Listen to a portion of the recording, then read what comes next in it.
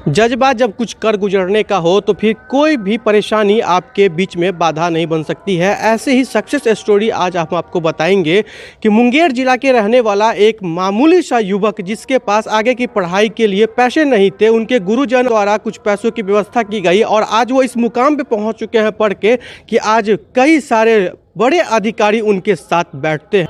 Tilka Manjhi university के हम विद्यार्थी रहे हैं और मुंगेर जिला के रहने वाले हैं। मन में एक एटीट्यूड था कि बचपन से कि हमें आईएएस क्वालिफाई करना, आईएएस बनना है।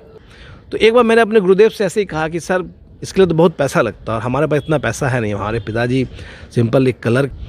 तो उन्होंने एक बात मुझसे कही थी कि पढ़ने के लिए पैसे की ज़रूरत नहीं होती है, पढ़ने के लिए जज्बात की ज़रूरत होती है, इच्छा शक्ति की ज़रूरत होती है। तभी दिमाग में एक थॉट्स आया था कि नहीं, हमें आईएएस बनना है। भारत में सबसे बड़ा पद आईएएस का है, तो मैं उनसे वंचित क्यों रहूँ, क्यों ना मैं उसके लिए तैयारी करूँ। और एक गुरुदेव थे विवेकानंद सिंह, तो वो हमेशा कहते थे अगर सिविल सर्विस करना है तो तुम्हें सोचना होगा सिविल सर्वेंट की तरह, चलना होगा सिविल सर्वेंट की तरह, सोना होगा सिविल सर्वेंट की तरह। एससी के लिए उनके यहाँ मेन का टेस्ट देते थे और मेंस के लिए पढ़ाई कर रहे थे। तो तब उस दौरान उन्होंने कहा कि तुम्हें अब दिल्ली जाना चाहिए। अब हमारे पास जितना कुछ था हमने आपको पढ़ा दिया, हमने आपको बता दिया, आप दिल्ली जाइए। उस दौरान एक बड़ा वाक़या था कि हमने फादर से बात किया कि पिताजी हमें जाना है दिल्ली। तो पिताजी ने कैलकुलेट किया, जोड़ा, बोला 2007 में हमारा रिटायरमेंट है, हम उतना नहीं पढ़ा पाएंगे आपको, सो आप घर से ही कर सकते हो तो कीजिए।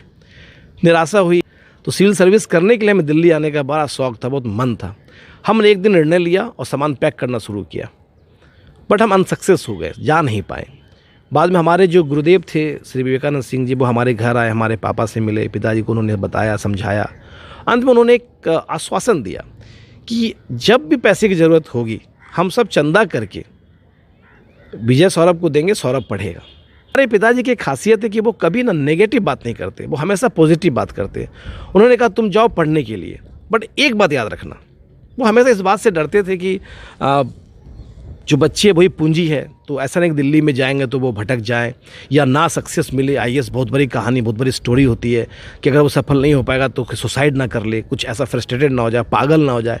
लोग कहते थे कि अगर बहुत पढ़ोगे कुछ नहीं बनोगे तो लोग पागल हो जाते हैं। तो मेरे फादर ने एक बात कहा था कि पैदा हुए हैं आप अच्छे इंसान बनने के लिए, अच्छे इंसान बनने के क्रम में आप आईएएस बन जाइए, आईपीएस बन जाइए या कोई नौकरी ले लीजिए, पर याद रखना कुछ ना मिले तब भी अच्छा इंसान बनने का विकल्प हमेशा खुला रहता है, तो कभी फ्रस्ट्रेटेड नहीं होना। तो उन्होंने मुझे 3000 रुपये एक्स्ट्रा भेजे थे और उस पत्र में लिखा था कि हॉर्लिक्स पीते रहना, सो बड़ी ताकत आएगी तो ज़्यादा पढ़ पाओगे। तो बड़ी आंखें नम हो गई उस समय कि 3000 रुपया वो बड़ा कीमती अमाउंट था हमारे लिए और उसमें लिखा था हॉर्लिक्स पीना है। तो खैर 2006 में हमने अटैम्प्ट लिया, 7 में, 8 में, 9 में। तो हम नौकरी में आना नहीं चाह रहे थे, पर पिताजी ने कहा कि हम लोग जिस बैकग्राउंड से बिलोंग करते हैं, जिस गरीबी को हमने देखा है, एक छोटा सा खपरे का मकान में हम लोगों ने ज़िंदगी गुजारी है, 2 भाई 2 बहनें हम लोग हैं, तो उन्होंने कहा कि प्रतिष्ठा इज्जत का सवाल है, आप वीडियो बने, आ जाइए। तो फिर हम बिहार आके ज्वाइन किए थे इस जॉब को। तो हमारे साथ ये विजय कुमार सौरभ जी थे और इनकी जो सक्सेस स्टोरी है, बिल्कुल सही बात है कि जब लोग कुछ कर गुजरने के लिए बाहर निकलता है, कोई बड़ी अधिकारी का सपना संजोग लेता है और उसमें सफलता नहीं मिलती है तो लोग डिप्रेशन में चले जाते हैं। लेकिन इनके पिताजी ने एक चीज़ बहुत ही सटीक और बहुत बेहतरीन तरीके से इन्हें समझाया कि इंसान बनने के लिए ज़रूरी नहीं है कि कोई अधिकारी ही बने, ना कुछ बन सके फिर भी एक इंसान बनने की ऑप्शन हमेशा खुली रहती है। न्यूज़ 18 के लिए दरभंगा से अभिनव कुमार।